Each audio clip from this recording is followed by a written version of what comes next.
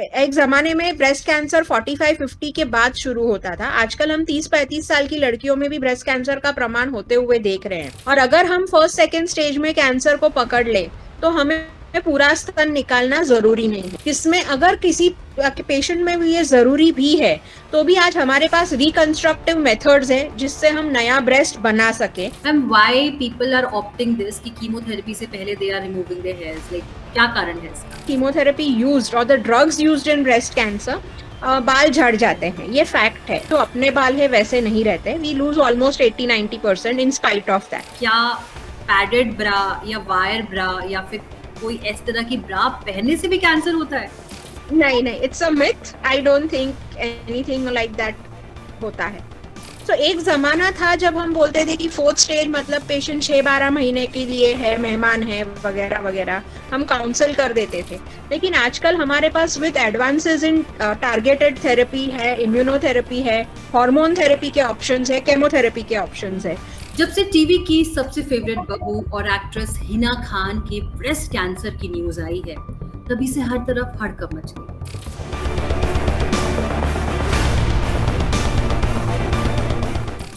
हर कोई इस बात से परेशान है, डरा हुआ है कि आखिरकार इतनी कम उम्र में महिलाओं को ब्रेस्ट कैंसर क्यों हो रहा है, क्या है इसका कारण, और क्या कीमोथेरेपी के बाद आपके बाल गिरना गिरना लाजमी है, क्या उससे आपकी बॉडी पर इफेक्ट पड़ता है, या फिर एक सवाल ये भी है कि अगर आपको ब्रेस्ट कैंसर होता है तो सर्जरी के बाद क्या आपको आपकी ब्रेस्ट रिमूव करनी पड़ेगी। आई एम श्योर आपके दिमाग में भी ढेर सारे ऐसे सवाल आपको परेशान कर रहे होंगे, और इसी को इन सारे सवालों के जवाब के लिए आज हमारे पास फिल्मी बीट में बहुत ही स्पेशल गेस्ट है। हमारे साथ है doctor Meghal Sanghvi. She is an onco surgeon from Wockhardt hospital, Mumbai central. Ma'am, सबसे पहले तो आपका बहुत बहुत स्वागत है फिल्मी बीट में, and thank you so much for taking out time for us. Thank you. Ma'am, पहला सवाल जो आई थिंक हर कोई जानना चाहता है कि आखिरकार वाई यंग गर्ल्स, क्यों उनको ब्रेस्ट कैंसर इस स्टेज पे हो रहा है, छोटी उम्र में हो रहा है, और इसका कारण क्या लग रहा है आपको? आजकल ब्रेस्ट कैंसर बहुत कॉमन हो चुका है। All over the world breast cancer is the leading cause of cancer in women, और इसका प्रमाण इस प्रतिशत बढ़ रहा है कि हमें इसके लक्षणों के बारे में और अवेयरनेस होनी बहुत ज़रूरी है। आजकल पहले एक उम्र में एक ज़माने में ब्रेस्ट कैंसर 45-50 के बाद शुरू होता था। आजकल हम 30-35 साल की लड़कियों में भी ब्रेस्ट कैंसर का प्रमाण होते हुए देख रहे हैं। तो इसके कई कारण हैं। पहले ऐसा बोला जाता था कि जैसे जैसे उम्र बढ़ती है ब्रेस्ट कैंसर का रिस्क बढ़ता है, वो आज भी सही है। जैसे उम्र बढ़ेगी ब्रेस्ट कैंसर के केसेस बढ़ते जाएंगे, बट आजकल हम वो छोटी उम्र से शुरू होते हुए देख रहे हैं। इसका कारण है कि मासिक का जल्दी आना, यानी कि 9-10 साल में बच्चों का मासिक शुरू हो जाते हैं, 50 साल तक चलते रहते हैं। आजकल की लाइफस्टाइल, स्ट्रेस और हार्मोन चेंजेस की वजह से लॉन्ग टर्म हार्मोन थेरेपी जो आजकल ली जाती है, कई कारणों से ली जाती है, और अगर वो कंटिन्यूसली सालों तक ली जाती है तो वो एक रिस्क फैक्टर है। एक जमानों में औरतों का बच्चों को दूध पिलाना 1.5-2 साल के लिए काफी कॉमन हुआ करता था। आजकल ऐसा हो गया है कि वर्किंग वुमेन होने के कारण से, या इवन डिलीवरी लेट एज में होना, फर्स्ट डिलीवरी 30+ की एज में होना, ये सब रिस्क फैक्टर्स है। अगर बच्चे सही समय पे हो, बच्चों को कम से कम 6 महीने तक ब्रेस्ट फीडिंग करें तो हम ब्रेस्ट कैंसर का प्रमाण घटा सकते हैं। मैं ये नहीं बोल रही हूँ कि टोटली एलिमिनेट कर सकते हैं, लेकिन उसका रिस्क कम हो जाता है। वो एक प्रोटेक्टिव मैकेनिज्म है हर औरत में कि बच्चों को दूध पिलाने से risk of breast cancer reduce हो जाता है। सेकेंड इज कि इवन ब्रेस्ट कैंसर के जो कारण है वो है ओबेसिटी, अल्कोहल और स्मोकिंग, जिसका प्रमाण आजकल की लड़कियों में बढ़ रहा है। ये सब भी प्रूवन रिस्क फैक्टर्स हो गए हैं फॉर गेटिंग ब्रेस्ट कैंसर। और फॉर्चुनेटली हम देखें तो ये सब चीजें हम अवॉइड कर सकते हैं। अगर हम वर्किंग वुमेन हैं तब भी हम बच्चों को दूध पंप करके रख सकते हैं, लेकिन ब्रेस्ट को एक्टिव रख सकते हैं। हम स्मोकिंग, अल्कोहल को कम प्रमाण में कर सकते हैं, लिमिट में कर सकते हैं। We all need to enjoy life, but हर चीज का एक लिमिट हो, प्रमाण हो, तो हम ये इंसिडेंस ऑफ ब्रेस्ट कैंसर आज भी सोसाइटी में कम कर सकते हैं। मैम, एक चीज ये भी सबके जहन में है, आपने लाइफस्टाइल बताया कि कम एज में जो लड़कियां जिनको कैंसर हो रहा है, but if somebody undergoes surgery, breast surgery जाते हैं, तो क्या उससे आपका ब्रेस्ट रिमूव करना इज द ओनली ऑप्शन? नहीं, सो आजकल हमारे पास ब्रेस्ट कैंसर के लिए प्रिवेंशन, जैसे कि मैंने रिस्क फैक्टर्स बताए, अगर हमें लक्षणों के बारे में अवेयरनेस हो, यानी कि ब्रेस्ट लम्प होते ही हम डॉक्टर के पास तुरंत चले जाए, उस गार्ड को बढ़ने नहीं दे। अगर हम ब्रेस्ट कैंसर, निप्पल से कोई खून बह रहा हो या संतरे की छिलके की तरह स्किन हो गई हो, ये सब लक्षणों को ध्यान में रखे और हम डॉक्टर के पास तुरंत जाए।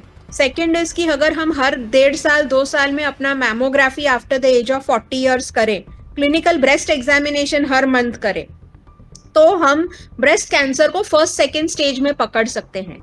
और अगर हम फर्स्ट सेकेंड स्टेज में कैंसर को पकड़ ले तो हमें पूरा स्तन निकालना जरूरी नहीं है। In fact almost 80% of breast cancer patients को हमें पूरा ब्रेस्ट निकालना जरूरी नहीं होता है। किसमें अगर किसी पेशेंट में भी ये जरूरी भी है तो भी आज हमारे पास रिकंस्ट्रक्टिव मेथड्स हैं जिससे हम नया ब्रेस्ट बना सके और वुमेन का कॉन्फिडेंस बनाए रखे और पेशेंट को एक बेटर क्वालिटी ऑफ लाइफ दे सके। सो अप टू स्टेज 3 तो ब्रेस्ट कैंसर क्योरेबल है। मेजोरिटी में हम ब्रेस्ट सेव करके भी सर्जरीज कर सकते हैं, और जिन कहीं कुछ पेशेंट्स में हम नहीं कर सकते उनमें हम डेफिनेटली रिकंस्ट्रक्शन यूज कर सकते हैं। रिसेंटली आपने देखा होगा हिना खान ने अपनी कीमोथेरेपी से पहले अपने बाल रिमूव करे, ऐसी सोनाली बेंद्रे ने भी करा था। Ma'am, why people are opting this कि कीमोथेरेपी से पहले they are removing their hairs, like क्या कारण है इसका? So see, after chemotherapy, normally her breast cancer patient की because of the chemotherapy used or the drugs used in breast cancer, बाल झड़ जाते हैं। ये फैक्ट है, हम इसको छीन नहीं सकते हैं, ये ओरिजिनलिटी है। We have scalp cooling caps वगैरह अवेलेबल है, बट इसके बावजूद भी जो अपने बाल है वैसे नहीं रहते। We lose almost 80-90% in spite of that. So हम ही लोगों को रेकमेंड क्यों करते हैं कि अगर हमारे पास लंबे बाल है जिससे हम खुद के बालों की विग बना सके, तो हम उनको शॉर्टन करवा देते हैं, जिससे कि हम खुद के बालों से, नेचुरल बालों से अगर विग बनी है तो वो ओरिजिनल भी दिखेगी और वो बेटर भी दिखेगी। Secondly, it will be like a haircut, so she will maintain her own confidence level also. And अगर बाल छोटे हैं और जब वो झड़ते हैं तो वो easily shave off भी हो सकते हैं। And most important, it is only a temporary affair. So I want to bring the positive out of it, that it is like a new look when you are morally, you are motivated to face this treatment period, which is not a very good period, but you are more motivated with a new haircut or something. You have your own wig to wear when you lose your hair. जब आपके बाल झड़ जाते हैं तो आपके पास खुद के बालों की बनी हुई विग है जो आपको एक अलग लेवल का कॉन्फिडेंस देती है। और इसके बावजूद आपको ये भी पता है कि 1 साल या 6 महीने की ट्रीटमेंट होने के बाद मेरे बाल वापस आएंगे। हम ये अश्योरिटी देते हैं कि पेशेंट को और एक नया लुक मिलेगा। सो बेसिकली वो एक ही साल में 3 लुक जी सकती है, जो एक आज के लेवल में हर औरत के लिए एक कॉन्फिडेंस बनाए रखना बहुत जरूरी है। So that is the positive amongst the negative thing, ऐसा है। Actually this has made me also smile, because कि आपने बहुत अच्छा बताया कि अपने ही बालों का विग पहन लीजिए, या सेलिब्रिटीज ऐसा करते हैं, या आजकल जितनी भी लेडीज जिनको ऐसा कैंसर का इशू हो रहा है। आपने बताया मैम कि first stage, second stage, third stage easily हम लोग उसको ट्रीट कर सकते हैं, डिटेक्ट कर सकते हैं। But ma'am, what if it is in fourth stage, उसमें क्या रिस्क फैक्टर्स रहते हैं? सो फोर्थ स्टेज को हम क्योरेबल नहीं कहते हैं, क्योंकि वो ऑर्गन ऑफ ओरिजिन यानी कि ब्रेस्ट से हड्डी में, लिवर में, लंग्स में स्प्रेड हो चुका होता है। लेकिन उसमें भी 2 तरह के होते हैं कैंसर, एक हार्मोन पॉजिटिव और एक हार्मोन नेगेटिव होता है। स्टेज 4 में भी सब कैटेगरीज होते हैं। तो एक जमाना था जब हम बोलते थे कि फोर्थ स्टेज मतलब पेशेंट 6-12 महीने के लिए है, मेहमान है वगैरह वगैरह, हम काउंसल कर देते थे। लेकिन आजकल हमारे पास with advances in targeted therapy है, इम्यूनोथेरेपी है, हार्मोन थेरेपी के ऑप्शंस है, केमोथेरेपी के ऑप्शंस है। सो आजकल हम बेटर क्वालिटी ऑफ लाइफ भी दे सकते हैं और कैंसर को कंट्रोल में रख के पेशेंट को एक कंपैरेटिवली लंबा आयु दे सकते हैं। So we have hormone positive breast cancer जो रहते हैं, अगर वो स्टेज 4 में हमारे पास आते हैं तो हम उनको सालों की लाइफ आज भी दे सकते हैं। सो वो जमाना गया जहां पे हम टोटली पेशेंट को बोल देते थे कि अभी कुछ नहीं हो सकता है। We have options available, and options available with better quality of life. So चाहे स्टेज कोई भी हो, हमें ट्रीटमेंट छोड़नी नहीं है, अपने डॉक्टर को फॉलो करना है और हमें हौसला रखना है कि हम हर चीज पे काबू कर सकते हैं, और इसको कंट्रोल रख के हमारी जो भी बची हुई जिंदगी है उसको हम शान से जिए और एक बेटर क्वालिटी ऑफ लाइफ के साथ जिए। मैं ये सारे सवाल जितने हमारे व्यूअर्स हैं उनके बिहाफ पे पूछ रही हूँ। एक सवाल एक महिला, मतलब सब लोग के ध्यान में ये भी है, जैसे कि बाल झड़ जाते हैं, आपने बताया बाल मतलब गिर जाते हैं आफ्टर योर कीमोथेरेपी, एक बहुत सवाल सबके मन में है कि क्या हमारे बाल वैसे ही, जितने हमारी क्वांटिटी थी, हमारे घने बाल थे, जितने लंबे थे, वापस वैसे हो जाएंगे after certain period of time? So see there is no way. ये मैं मेरे हर पेशेंट को मैं ये एक चीज बोलती हूँ कि आफ्टर 40 साल की कुकिंग करने के बाद भी कोई औरत गारंटी नहीं देती है कि अगली चपाती उसकी बराबरी सीख के बनेगी और सेम ही बनेगी जो वो 40 साल से बना रही है। So maybe it will not be exactly the same जो आपके थे। एक नया हेयर कट, सो मेजोरिटी मेरे पास जो ब्रेस्ट कैंसर पेशेंट है, ऑब्वियसली वो जब ग्रो होना शुरू होते हैं तो बॉय कट से लेके बॉब कट से लेके ब्लंट कट का सफर करके लंबे बालों की तरफ जाते हैं। लेकिन जैसे कि मैंने बोला कि अभी हम स्टेज 1 टू स्टेज 3 को क्योरेबल कहते हैं, हम उनको सालों का भविष्य दे रहे हैं। और सालों के भविष्य में मैं उनको हमेशा यही काउंसिल करती हूँ कि हर साल आपके बाल का वैरायटी धीरे धीरे चेंज होता रहेगा और बेटर होता रहेगा। और उसके लिए हेयर केयर की टेक्निक्स वगैरह अवेलेबल है। जैसे जैसे केमोथेरेपी के साइड इफेक्ट्स कम होते जाते हैं, बेटर क्वालिटी के हेयर आते रहते हैं। So I think it's a positive sign. And patient को मैं हमेशा यही पॉजिटिव बताती हूँ कि हर साल आप एक नया लुक लेके मेरे पास आओगे फॉलो अप के लिए। And I think they are very happy because उनको इवेंचुअली दिखता है कि फर्स्ट इज लाइफ सेविंग हो गई है हमारी इतने बड़े डिजीज के साथ। एंड वो जो फर्स्ट बिफोर ट्रीटमेंट जो डिनायल फेज है ना, उसमें से वो उभर गए होते हैं। तो अभी उनके लिए भी ये चीजें बहुत पॉजिटिवली वो लोग इन चीजों को देखना शुरू होता है। और हमें उनका सिर्फ एक मॉरल सपोर्ट बनना बहुत जरूरी है ये इस साल के 1 साल के सफर में। आपने मैम जिस तरह से बताया कि अगर इजीली कैंसर डिटेक्ट हो जाए फर्स्ट या सेकंड स्टेज में तो it is easy to treat also. But ma'am as a layman या फिर जितनी महिलाएं हैं, यंग गर्ल्स है 20-30s में, उनको कब अपनी टेस्टिंग शुरू करनी चाहिए, स्कैनिंग शुरू करनी चाहिए, और मेमोग्राफी कौन सी एज में करनी चाहिए? मैम इसी का एक मेरा सवाल और है कि क्या घर पे भी हम लोग, क्योंकि कई मैंने ऐसे आर्टिकल्स वीडियोस देखे जहां पर हम घर में भी ब्रेस्ट एग्जामिन कर सकते हैं, तो क्या आप हमें बता सकते हो तरीका? सो सी ब्रेस्ट कैंसर का स्क्रीनिंग प्रोटोकॉल्स इन प्लेस है। हमें ब्रेस्ट कैंसर के पॉपुलेशन में जब हम स्क्रीनिंग करते हैं, यानी कि नॉर्मल लोगों का जब हम स्क्रीनिंग करते हैं, वो लोग पेशेंट्स नहीं होते, वो नॉर्मल पॉपुलेशन होता है। तो जब हम इनकी स्क्रीनिंग करते हैं हम उनको 2 कैटेगरीज में डिवाइड करते हैं। 1 कैटेगरी इज हाई रिस्क, यानी कि जिसको कोई फैमिली हिस्ट्री है या जिसको कभी बच्चा नहीं हुआ है, जिसने कभी दूध नहीं पिलाया है, जिसने हार्मोन थेरेपी ली है, जो रेगुलरली स्मोकिंग है, तो these are all high risk category. इन लोग को हम बोलते हैं कि कम से कम इंडिया जैसी कंट्री में आप लोग 40 के बाद हर साल मैमोग्राफी करो।